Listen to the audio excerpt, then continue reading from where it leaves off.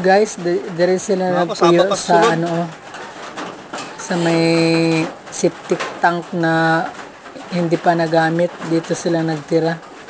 Mga honeybees. Wild honeybees ba na Diyan naghanap sila ng matirahan. Hindi ko pa kasi yan nagagamit kasi hindi pa tapos. Ginawa na nilang tirahan tapos nag-swarm yata. Ano sa tingin nyo guys? Ano kayang dahilan bakit ganyan na nagsialisan sila doon? At dyan sila lumipat sa sanga.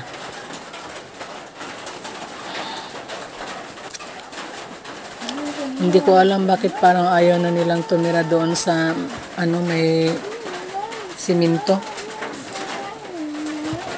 Parang iniisip ko guys, baka may dalawa ng queen. Kaya nag-swarm na sila.